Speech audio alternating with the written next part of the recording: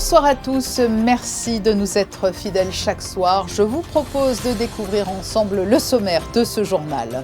Aujourd'hui, s'est ouvert au musée océanographique le colloque portant sur les fresques du Palais Princier.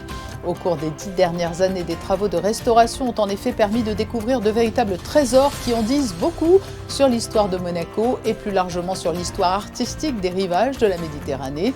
Nous serons en duplex dans cette édition avec la présidente du comité d'organisation de ce colloque, Dominique Vintin. En préambule du tournoi de rugby Sainte-Dévote, des équipes de jeunes rugbymen venus tout spécialement à Monaco pour participer à cette compétition ont pu prendre part ce matin à des séances de sensibilisation aux dangers aquatiques et aux bons gestes à adopter. Le tout sous le regard bienveillant de la princesse Charlène qui a fait de ces sessions l'un des axes forts de l'action de sa fondation. Des experts du Conseil de l'Europe viennent d'effectuer une visite de 2 jours à Monaco.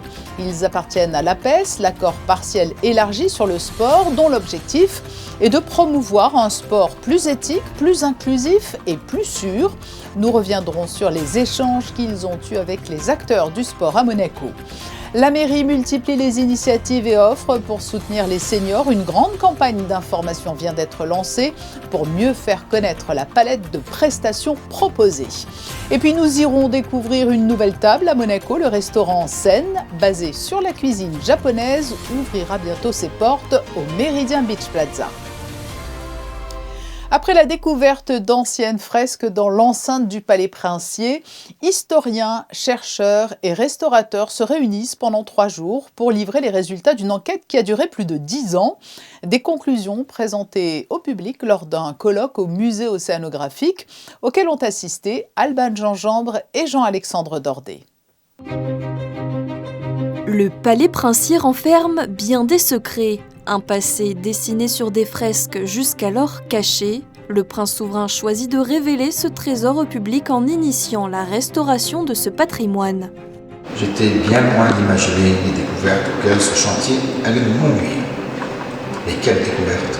Les fresques découvertes au palais datent du XVIe siècle et permettent une relecture générale de l'histoire du palais princier, des Grimaldi et de l'affirmation de la souveraineté monégasque à cette période. Le XVIe siècle est une période un peu confuse en Méditerranée et dans le sud provençal, génois, parce qu'il y a une grande rivalité entre la France et l'Empire de Charles Quint. Donc on a vraiment une rivalité entre Valois et Habsbourg.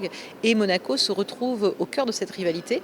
Et c'est toute la difficulté pour elle au XVIe siècle d'exister entre Charles Quint et entre François Ier. Ces fresques ont incité chercheurs, conservateurs et restaurateurs à travailler en pluridisciplinarité pour refaire du XVIe siècle la base de la souveraineté monégasque reconnue à l'international.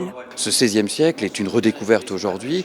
On voit qu'il a été fondamental que le contexte géopolitique européen a porté l'affirmation de cette souveraineté monégasque et sa traduction dans les décors, dans les images, à travers les fresques qui ont été mises au jour au palais. Donc ces fresques, c'est plus finalement qu'un décor de plaisance, c'est un changement de statut que les seigneurs de Monaco indiquent sur les murs de leur résidence.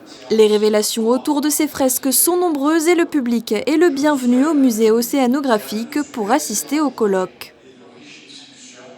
Dominique Vintin est la présidente du comité d'organisation de ce colloque et elle est avec nous. Bonsoir. Bonsoir.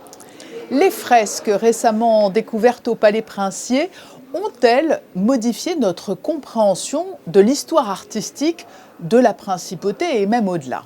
Effectivement, la redécouverte de près de 600 mètres carrés de fresques dans les grands appartements du Palais Princier, non seulement la redécouverte, mais la restauration de cet ensemble et son étude matérielle, étude historique, étude iconographique, ont permis de donner un nouvel aperçu sur ce Palais Princier et de mieux comprendre comment, au XVIe siècle, dans une période troublée par les guerres d'Italie, la souveraineté monégasque se développe, s'affirme dans un palais qui est transformé, c'est-à-dire on passe d'une forteresse médiévale à un palais de la Renaissance qui va aller puiser dans un fond iconographique, mythologique, des thèmes qui permettent une sorte de mise en scène allégorique des souverains successifs et qui vont donner à ce palais un décor tout à fait éblouissant. Et est-ce que l'on a pu identifier avec précision les artistes ou les ateliers à l'origine de ces fresques ou certaines restent-elles encore anonymes ? Alors, tout n'a pas été encore totalement éclairci. Il apparaît une personnalité éminente qui est un peintre génois, Nicolosio Granello, ou Granerio, qui est identifié par une quittance des années 1540 et surtout l'analyse stylistique de ces peintures qui a été réalisée notamment par le professeur Magnani de l'Université de Gênes montre à quel point les fresques que nous avons au Palais de Monaco sont influencées et probablement même réalisées par un peintre génois, mais sont influencés par ce goût de l'aristocratie génoise qui va se tourner vers l'Antiquité, vers les grotesques et vers aussi, par exemple, cette figure d'Ulysse qu'on trouve dans la salle du trône. Et quelles techniques de conservation ont été utilisées pour préserver ces œuvres, j'imagine fragiles, après leur découverte ? Alors, finalement, on peut considérer à la lecture de l'ensemble des bouleversements, remaniements qui ont été opérés à partir de la fin du XVIIIe siècle et durant tout le XIXe siècle, que la conservation de ces fresques relève un petit peu du miracle. Elles ont été masquées par des endus successifs, elles ont été redécouvertes et elles ont été bien comprises. Il y a eu une sorte d'intuition qu'il y avait là, dans ces premières découvertes fortuite, un potentiel remarquable et c'est ce qui a entraîné cette opération de conservation-restauration d'une décennie.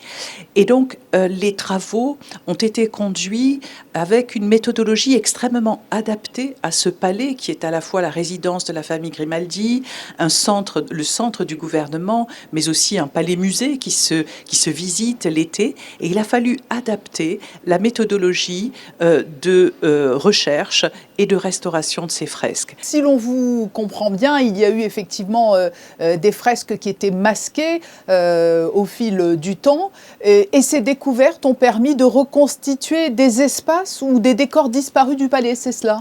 Oui, effectivement, ces redécouvertes ont conduit à la mise en place, en quelque sorte, à la restauration d'un décor qui n'était pas toujours soupçonné, puisqu'il était caché sous des couches de décors plus récents. Et donc c'est vraiment un renouveau très grand que cette décennie de travaux a permis.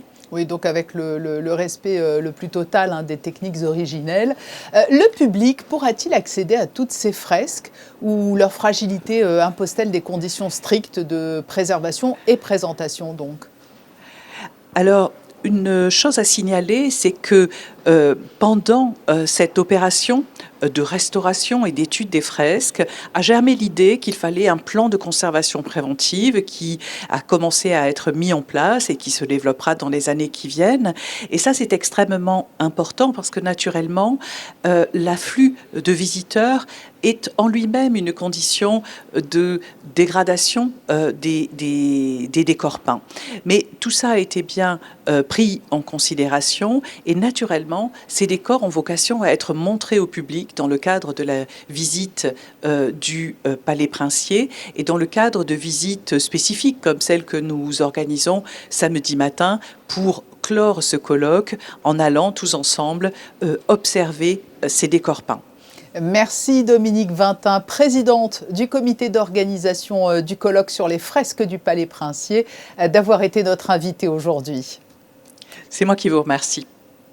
Et après ce colloque, toutes les fresques découvertes au cours des 10 dernières années au Palais Princier seront également au cœur d'une future exposition en 2027. Le Prince souverain l'a annoncé ce matin à l'ouverture du colloque. Environ 300 000 personnes meurent par noyade chaque année dans le monde. Les jeunes étant les plus touchés, le travail de la Fondation Princesse Charlène est capital et de nombreux ateliers de sensibilisation sont très régulièrement organisés. Ce matin, une centaine de jeunes venus du monde entier étaient à la piscine du Stade Louis II pour un Water Safety Day en présence de la princesse. C'est un reportage de Sarah Inkari et Marie-Ève B. Avant de fouler la pelouse du Louis II demain pour le tournoi Sainte-Dévote de rugby, les petits sportifs ont enfilé leur maillot et bonnet de bain direction la piscine du stade. La Fondation Princesse Charlène a orchestré pour eux une matinée dédiée à la prévention de la noyade et à l'initiation au sauvetage. Une session encadrée par Pierre Frola, ambassadeur de la Fondation et son équipe de l'Académie monégasque de la mer. Selon l'OMS, près de 360 000 noyades ont lieu chaque année et pour la plupart ce sont des enfants de moins de 5 ans. Donc la priorité, c'est d'apprendre à nager ou d'enseigner à nager le plus tôt possible. Tout à l'heure, j'ai vécu une scène qui était vraiment très très prenante. Un enfant, un tout petit du Zimbabwe qui n'avait jamais vu l'eau apparemment.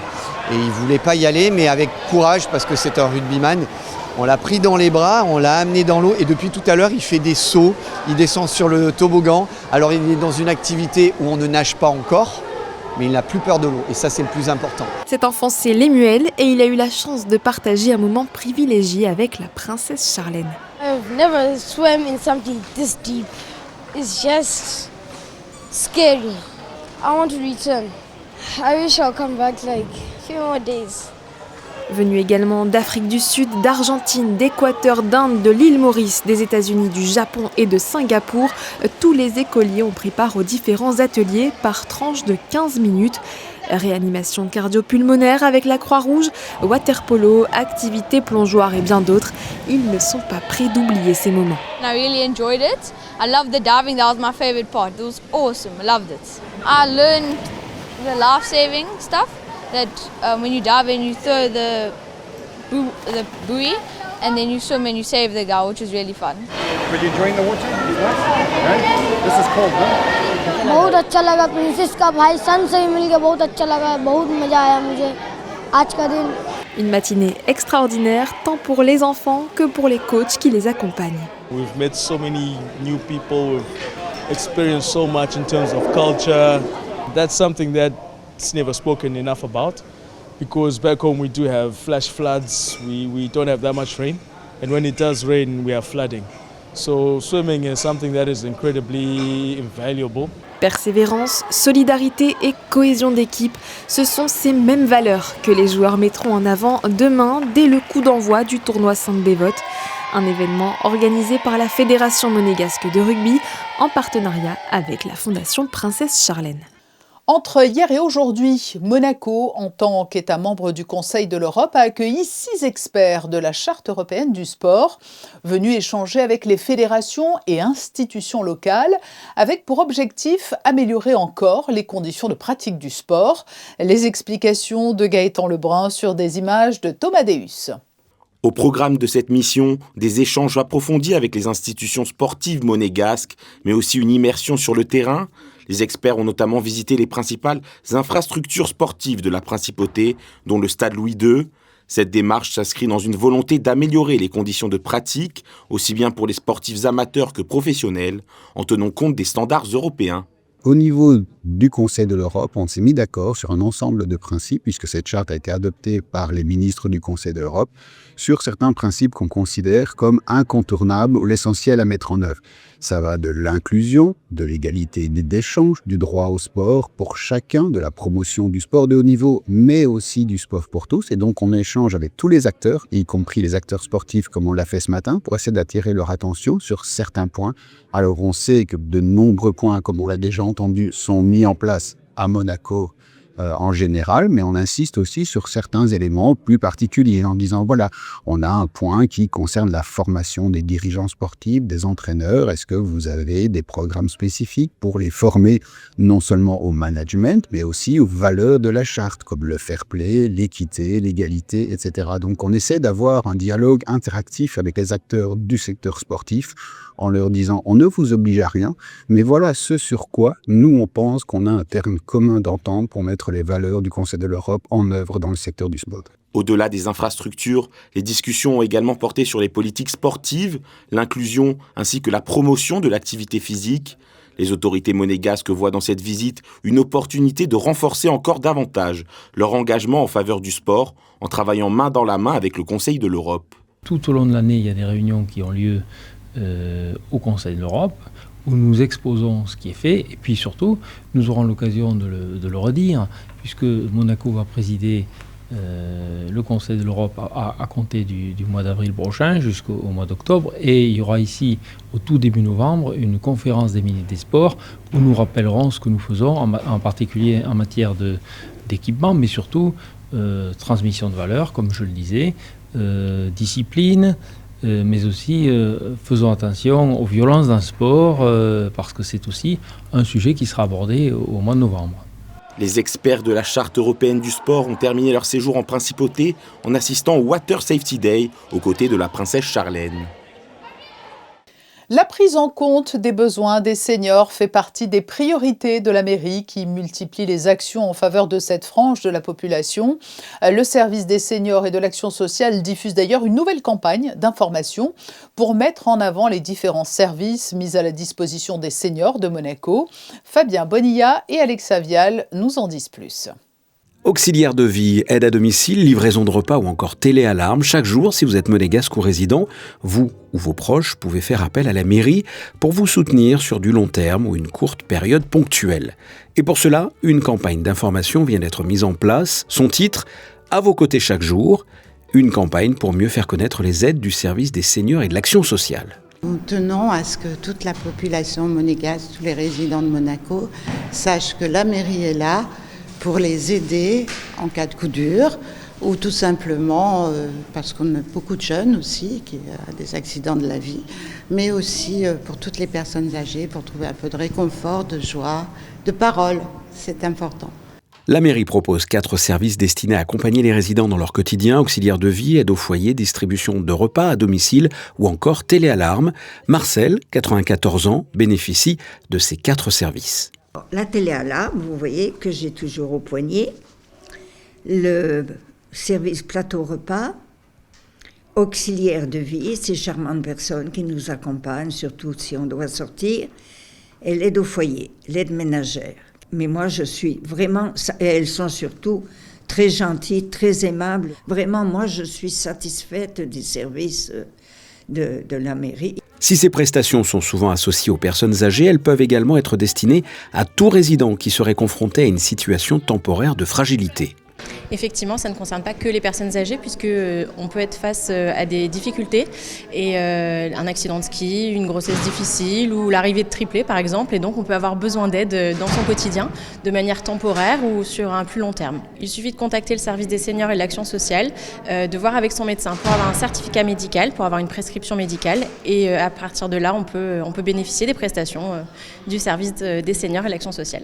93 personnes travaillent au sein de ce service social. Il y a également 1360 bénéficiaires. Les résidents souhaitant obtenir des renseignements ou bénéficier de cette aide peuvent contacter le service des seniors et de l'action sociale de la mairie. La mairie qui est par ailleurs en charge de la distribution des bracelets et tickets qui seront nécessaires pour se rendre respectivement en place du Palais ou au stade Louis II le samedi 28 mars, jour de la visite apostolique du pape à Monaco. Eh bien, sachez que ce jeudi soir, tous les bracelets qui étaient mis à disposition avaient été distribués. Il reste en revanche des tickets pour la messe l'après-midi. Si vous êtes monégasque ou résident, vous pouvez aller les retirer à l'espace Léo Ferré jusqu'à demain vendredi soir, 19h. Lundi, la cérémonie du guide Michelin prouvait une nouvelle fois l'excellence monégasque en termes de gastronomie. Et il faut dire que Monaco ne cesse d'accueillir de nouvelles idées et de nouveaux chefs. Preuve en est avec ce concept encore en chantier à l'hôtel du Méridien Beach Plaza. Le Seine ouvrira ses portes au mois d'avril. 40 couverts et une gastronomie japonaise à la carte. Les détails de son cofondateur au micro d'Alban Gingembre et Alexa Vial. Alors le concept Seine se veut donc d'être le premier speakeasy. Un speakeasy, c'est un endroit un peu caché. Donc on a eu la chance d'être dans l'emplacement de la Rentonte au Méridien Beach Plaza, qui est un lieu un peu inconnu.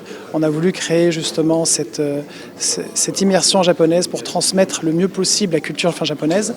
Je pense sincèrement que aujourd'hui, c'est important de sublimer un produit, une culture, et c'est pour ça que le storytelling se veut 100% japonais. On pourra manger les plats traditionnels, nigiri, temaki, quelques plats signatures qui vont évoluer justement au gré des saisons et des envies du chef japonais, justement, Hiroki. Donc voilà, et c'est vrai qu'on a cette expérience omakase. C'est vraiment la rencontre avec le chef qui va choisir pour vous certains produits en faisant bien sûr attention à vos envies ou à vos allergènes. Et c'est lui qui va vous transmettre jusqu'à presque vous mettre le sushi dans la bouche. C'est comme ça que ça se passe au Japon. Et ensuite, on a une expérience en salle qui est différente. Il n'est jamais trop tôt pour préparer le programme d'activité des enfants lors des grandes vacances d'été, d'autant plus que les places sont souvent comptées. Notez-le, les inscriptions sont d'ores et déjà ouvertes pour les stages de cirque du mois de juillet et début août sous le chapiteau de Fontvieille. Ces stages sont organisés par l'école de cirque Tous en piste du 6 juillet au 14 août 2026, en demi-journée ou journée complète. Des stages uniquement consacrés à l'art aérien seront également proposés. Chaque stage organisé sur 5 jours se conclura par un spectacle final permettant aux participants de présenter leur travail à leurs proches. C'est la fin de ce journal. Dans un très court instant, les prévisions météo de Christine Datomel. Les photos de fin de journal sont signées Manuel Vitali et ont été prises ce matin lors des Water Safety Days proposés aux jeunes joueurs de rugby venus participer au tournoi Sainte-Dévote et en présence de la princesse Charlène dont la fondation organisait cette matinée pratique. Demain, vous avez rendez-vous avec Sarah Inkari à 19h. À très bientôt, passez une belle et douce soirée.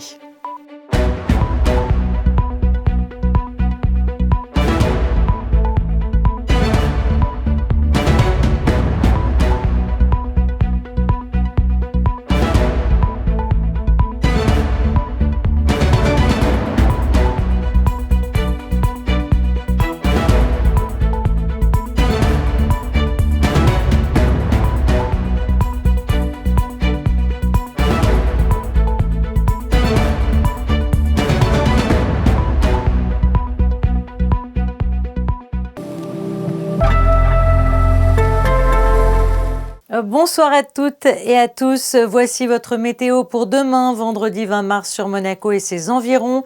Une très belle journée s'annonce sous le signe du soleil. Du matin jusqu'au soir, le ciel restera parfaitement dégagé, sans nuages à l'horizon. Une météo idéale pour profiter du littoral comme de l'arrière-pays. Côté température, elles seront comprises entre 5 degrés au lever du jour et jusqu'à 15 degrés dans l'après-midi.